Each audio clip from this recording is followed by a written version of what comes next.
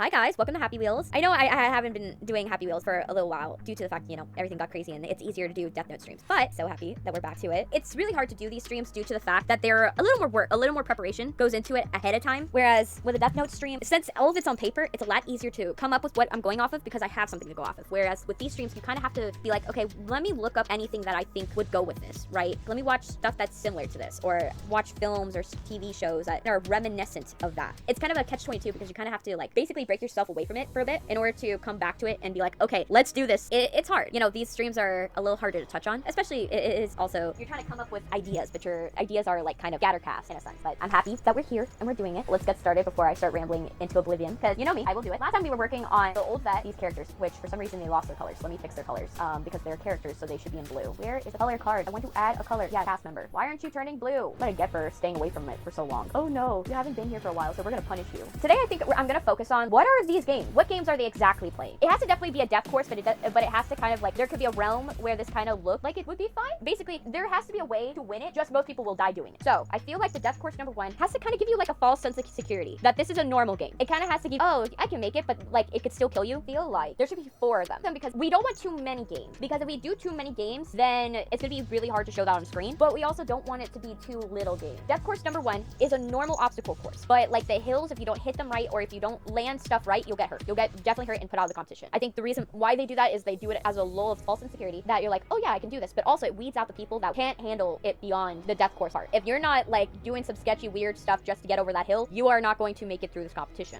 And also the reason why it also has to be easier is that for contestants that don't have a lot of money up front, we have to give them an even playing field, because obviously the sponsors need to be able to see the weird things that they do in this competition to like rile people up. So it kind of has to be easy enough for simple machinery, stuff where you can kind of easily acquire it, but it's gonna be all hard to use towards the end of it. There's obviously gonna be some people who are gonna be rich enough to be like, oh yes, I have this ATV, I have this bike that is like a motorcycle bike. There's gonna be people like that, but there definitely, I feel like there has to be some people where it's gotta be like starting off with something weird. First death course, vehicles, bikes, skateboards, scooters, creepers. For those of you who don't know what a creeper is, it's a rollable bed that goes underneath the car so mechanics can work on the car. That's what a creeper is. Here's a funny option. You know those butt scooters, the ones that you would sit on and you would scoot around when you were like in elementary school? How funny would it be if we had one of those just in the first round? I don't think it would survive past the first round, but I feel like that would be a funny one. Butt scooters, I'm gonna call it a butt scooter, but I don't know what it's actually called. You know what I'm talking about. You can figure that out. What else? What are other ones that would be wild choices? Pogo stick, because obviously it's in the game that you can pogo stick. A unicycle also. The only thing that I don't think should be allowed would be a car, due to the fact it would take up too much surface area. Too armored. Unless it's like a tiny car. I don't see a reason that it should be in there. But motorcycle, yeah. Chariot, I can see a chariot. Roller skate, I can see roller skate. Like, inline four-wheeler. Motorcycle would feel like a cheat, and it is, but it would be allowed. Ooh, those bikes that at like zoos that are like 8-wheeler bikes where they have like multiple people and it's kind of like a bus? I think that should be allowed, because the only reason why it's allowed is because even though it's a big item, it's small enough to get around. Like, it only takes up 2 bike lanes. It doesn't take up too much space, and it's not armored like a car would be. There's no protection in one of those. I think that's the last entry. I think in this first round, let's make it 10,000 people are allowed to participate in this competition. Feel like this competition takes place. Ooh, let it take place in San Francisco. Oh, that would be devastating. Oh. For those of you who don't know San Francisco has like upright hills that are deadly. Literally, the houses are built sideways due to the fact that they're built on like these giant hills. I could see that. Ooh, okay, that would be deadly, but also kind of funny in a sense. I could see it. Oh, I could see it. And then like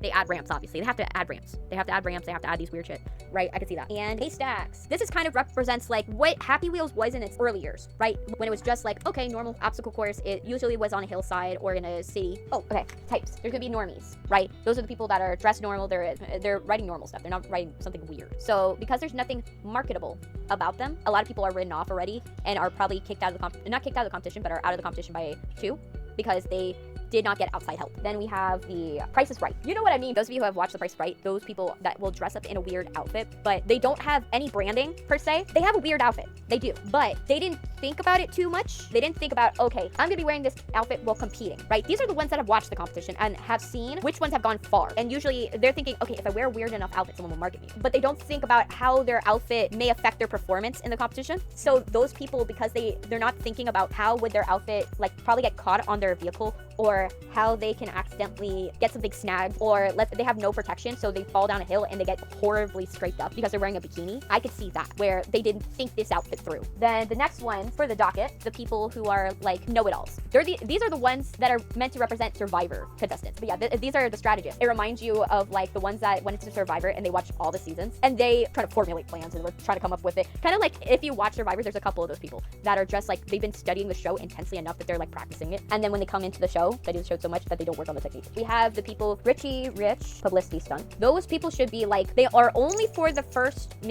one or the second one. They know you'll die if you continue. Unless you're like absorbently rich and like you have money to throw away, there's no incentive for you to complete the competition in a sense. And fake rich people, those are the people where they're like, I'm just gonna put a loan on this like motorcycle or stuff like that, and if I win the money back, then great, I'll go and I'll pay it off. If I don't win it back, well, I'll be dead, so they can't go after me. So I feel the fake rich people, that's their prerogative. Then you have the people who are like Love Island. So the Love Island people, their only motivation is to just date whoever wins the competition. They know if they date whoever wins the competition, they'll get the money, and then they won't have to worry about anything for life. These are the ones that want to be sugar babies. Then the other one that I could see could be like a competition show type thing. I feel like there's these Ninja Warrior ones. You know, the like Ninja Warrior adjacent games, right? These are the people who they kind of like, they are like, well, I'm very physically strong and I'm very physically fit, so I can get past pretty much anything. I could see that. There's definitely people that are like going into it because they want to become like actors or like become like celebrities. They want to do it because they're like, oh yeah, I'll become an actor or celebrity, you know, and if they know me for my personality, I can get in. They're like bad at the competition, but they're trying to skate by enough so they can make it to the interview. It's meant to be a parody of all of these. Then we knock out a ton of them or kill them. That's another option too, because killing is on the table. You know me, death is on the table always. I'm happy to write a gruesome death if I have to, but so these are the ones that are in the first court. They all have to fill out like a form, like a waiver form that basically states, if you die in this competition or if you get hurt, we're not liable. You were here on your own volition and you decided to come and do the competition and you could have quit at any moment. That's what course 1 looks like. And it's just to weed out people. On some movies, they have a special things section in the credits. Realistically, what I'm going to be doing is I'm going to keep track of who brought their ideas to the table and were inputted into the movie, if it gets made, let's just say. And those will get the special thing. But then there will be a broad one that is like a thanks to all the fans that watched and, you know, supported this while it was going on. Because I feel like they should, people who have brought contributions to it, they should have the credit of having their names. I have problems with movies where they leave it off with like a complete cliffhanger. Like you can insinuate that the story goes on, but if you don't completely believe that you will be able to make another one of them, it often feels very cheap to do. Like for example, the Fantastic Four recent movie. A lot of people, when they watched that movie, felt very cheap when they saw the ending because they were like, it wasn't insinuating that adventures go on after this. It's we're planning on a next movie and here are the plot threads that we're going to be doing. You don't want to insinuate towards the end of the movie. It ends up, if you don't end up making a second movie, it makes that ending feel more cheap. So personally, if I were to do it, I would insinuate it as like, he could go for another competition, but there's nothing forcing him to do it, right? There's nothing forcing Steve to like do it. That way it leaves it open enough to where he could go into it again with a whole new cast of characters, but we're not going to like force him into doing it in a sense. He should win the competition, but he doesn't win. He chooses to give away the prize money because he feels bad about the people that got hurt because he decided to do the competition and he has Murphy's Law effect attached to him. By doing it that way, it makes it happy. It's kind of like, for example, you know how in Squid Game, it's insinuated that he does go back, but he has no incentive. It's insinuated that he goes and he takes it down. Now, that's a cheap ending, but if you cut it off right where he gets the money and he just feels betrayed by the whole competition, that would be where you would end it with the movie. We are doing a 100 game type scenario. Not exactly. These people don't have to die. That's the key. They're not forced into being here. The prize for this competition is that you will never have to worry about anything ever again. You will have enough money to live off of. You will have enough to deal with for the rest of your life. It's kind of more Squid Games in the sense because these people, most of them, they really need the money because they can't pay rent. They can't pay for food. They have families that are starving in other countries. That's the idea of the story, is that it's a commentary on how capitalism takes advantage of people's poverty. Steve only wins because he's lived with Murphy's Law all his life, so he has the advantage of that stuff is out to kill him anyways. The universe wants to kill him anyway, so he has nothing left to lose. Perfect for navigating competition. So of course he wins, but he feels bad because he knows that because he has this aura of Murphy's Law around him, there's probably a lot of people that got hurt or killed because he has this aura, and the person that should have won, that he felt that should have won, he accidentally like hurts them, and he feels sad that they got hurt and he won, and he feels like she deserves the money more than he can always go and do the competition, but she can never do the competition again because she got hurt so badly. It's a yes/no ending. Nothing stopping them from saying, oh, I don't want to compete in the next course. There's nothing stopping them other than they won't win the prize money. I forgot to ask, do we have his backstory yet? It's a vague vague backstory, because remember, I'm coming up with these characters on the spot. So the only thing I have for Steve is he's the main character. He's a victim of Murphy's Law, in a sense. So everything that could go wrong goes wrong around him in his entire life. So that's why his friends and family are like, why don't you just join this competition? If nothing has taken you out now, might as well go in. So he's an underdog in the competition because everyone thinks he's gonna die the next round because enough things have almost killed him that they're like, he can't keep living. There's no way this guy's gonna survive all the way to the end of the game. So for now, I don't have much on him in terms of backstory because we're fleshing this out from scratch. That's the problem with a story like doing it off of a game like Happy Wheels. Since Happy Wheels doesn't have much of a story other than its obstacle courses that can kill people, you kind of have to formulate something from scratch to like come up with it. And the only way to really come up with the characters is to figure out, okay, what setting am I putting the characters into? What are motivation factors and what is the world building to drive these people to be going into this competition? The ones that I have more information on are people that are actually somewhat canon to the game. So like the Engorged Woman, I was able to like kind of come up with an idea of like, she's the best contestant. Everyone's rooting for her. I feel like she has to get hurt by something that was meant for Steve. Gets the prize money. The whole reason why she calls herself the Engorged Woman is that she already knows she's fat. She already knows that. But she knows that she can weaponize the stereotype to get her further in the competition, and that's the reason why she chooses this. And so she's meant to represent the bigger women in media of how they have to make themselves feel smaller in order for them to get further with their careers. So that way they can create a space to where they can then become something of an icon. Take for instance Melissa McCarthy, Rebel Wilson, those people, they had to make them give in to the fat joke because it was what was going to put food on the table. And then when they finally reached enough money and success and stuff like that, they finally were able to create production companies where they can bolster people of bigger sizes. All of the characters are also supposed to be indicative of representing different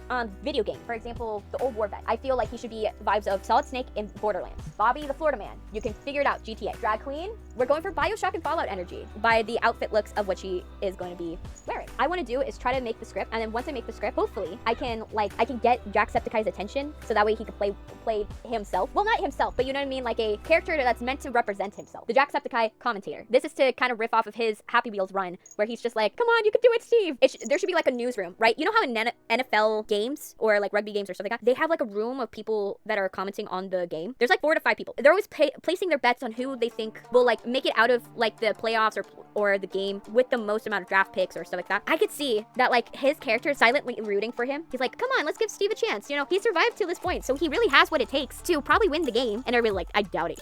He's almost died every single point in the thing. The one commentator that no one can convince him that this one is not the pick. Whereas the other ones are talking about like the Engorged Woman, the old vet, and the other ones. Now let's get into what Course 2 looks like.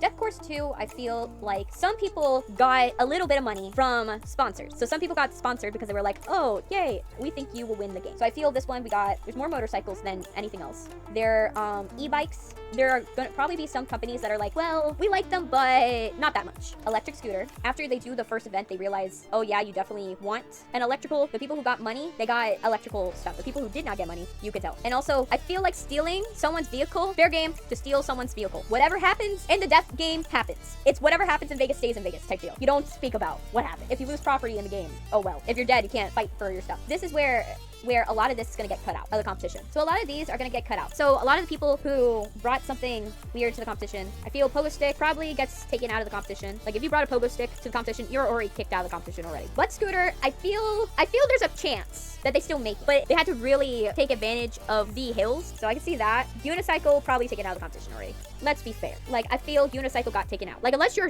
very good at unicycling, like ultra good, which if you're so good at unicycling, you probably have a different job and don't need the money. BMX bike stays. Chariot probably died. Let's be fair. Chariot probably died. Roller skates, I could still see. I feel the skateboarders made it. Skateboarders definitely could have made it. And I can still see, I can make a case for the creepers, but the other ones not so much. So that's already taken out a lot of people from the competition. I feel there has to be like a cutoff. First 5,000 people gets to move on. There are still probably normies, but there's less of them. Some of the Price is Right people got taken out, but we still have some Price is Right people. Survivor strategists probably made it past this, but then get taken out. Publicity stunt people, they're only going to do like first 2 and then leave. Half of the rich people are probably gone because they're like, well, I did my publicity stunt. I don't need to go any further. Love Island, they're still part of the competition, but a lot of them have already like, okay, I did make the finish line. Ninja Warrior adjacent, I feel there's still some of those, and the wannabe famouses, there are probably some that were like probably very tenacious.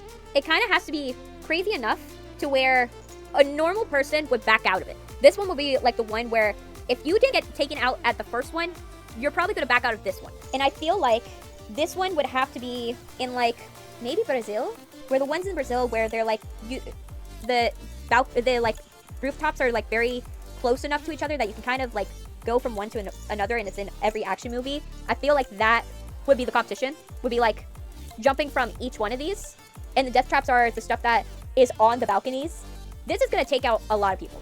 In terms of vehicles, I feel like skateboarders probably got taken out. Creepers definitely got taken out. But scooters definitely. BMX bike, sure. Roller skater probably is out. Definitely. Normal people left the competition. I feel the Price is Right people, they're gone. They're gone because they're like, they got snagged on something. Survivor Strategist probably is gone. Richie Rich people are gone also. Because you went, after that one, you would not continue. Fake rich people though will keep going.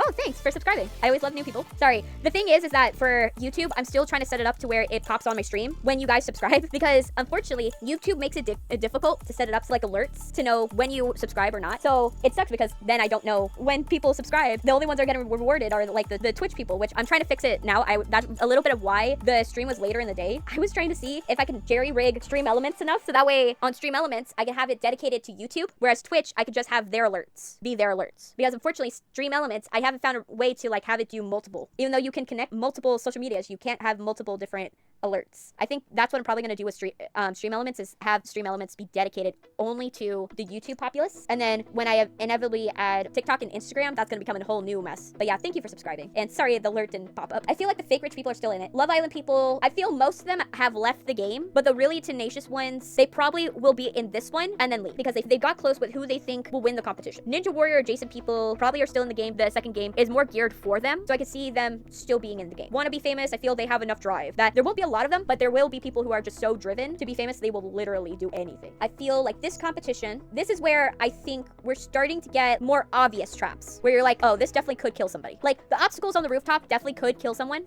but it's not like a very obvious. Someone who's really thinking about it will probably be like, realize, oh, that was made for someone to die. But for someone who is like not thinking about it too hard, they're like, oh yeah, those would be on rooftops. And like they should have cleared off, but I guess they didn't. You know, like they're gonna think like that. They're not gonna think malevolence. At this point, I feel like there's only 1,000 people. The ones that probably made it out were probably people who had practice for this or were really lucky, as in the case of our main character. What should be the third one? What would be crazy enough to where most people would be like, okay, let's not do this. What would you chicken off? Water, obviously, due to the fact, you know, if it's underwater, then it obviously can't do any of this. Ooh. You know in how Asian countries, some places don't have traffic lights, but that doesn't matter. Because the drivers have become so good at driving to the point where they could just drive around you if you kind of walk through them at a consistent pace. What if we had them go somewhere like that, where you have to be very skilled, but keep a consistent pace? Otherwise, you'll get hit by a car. Like, I could see that going on. So, like, they're trying to dodge them. This is when we're also getting weirder contraptions, I think. Because I feel like people will probably be like, okay, maybe if I sail above the cars, right? I attach, like, sails to my bike, and I hit it at a speed, I might be able to sail above the cars and over the congestion, or try to ride on top of the cars. Like, especially the BMX people. They'll probably try to ride on top of the cars, leapfrogging from car to car to car. And I could see that being a thing. Because the idea is there always has to be a way someone could survive baked into it. And I feel that's the way that is baked in for this one. I feel this is another one where you can definitely see stuff change. At this point, fourth game, let's say they have 100 people. What is left is these people that are the general population of people. I'm not talking about them in relation to the main characters because the main characters are people who figured out branding really well. Love Island people are definitely gone. I feel the Ninja Warrior people probably got taken out by this. Actually, Ninja Warrior we're gonna keep. Fake rich people, I could see like one or two, but I can't see like a ton of them. They don't make a big population in my head. At this point, if you are still on a scooter, you're dead. If you're on a bike, you are dead. Maybe an e-bike. Motorcycle, this is where we're starting to get the weird ones. We're starting to get weird contraptions. We have the wannabe famouses, those are the most of them. Actually, I don't even think 100 people would survive that. Let's say 50. 50 is a better number. Let's say 50 survive that. And I feel like the next game, this one has to be like blatantly obvious. Like they're really out to kill these people. It feels industrial. This one has spikes, conveyor belts, saws, wheels. What else? Ramps? What else do I see in Happy Wheels that could kill someone? Ooh, mashers and cliffs. Those are what you expect in today's Happy Wheels. The nearly impossible. The weapons are allowed at this point in the competition. Like, not that they weren't allowed in the previous things, but like at this point they're encouraged. Death Game 4, there's only 50 contestants. Most of them are dead. I feel like that's how that one should go. We definitely got through the Death Games element of today. Oh, what happened to my background? Jeez. I think I'm gonna stop it for here today. We got through all the Death Games. I feel like we did a great deal of work with that part, and I feel like the next time we do this, I'm going to flesh out the backstory of Steve, because now that we have the information of what the obstacle course is, we can kind of like start fleshing out like how does Steve get into this, what is Steve's story, why does he come into this all of a sudden. I'm gonna let you go, guys. I hope you have a wonderful day. Bye.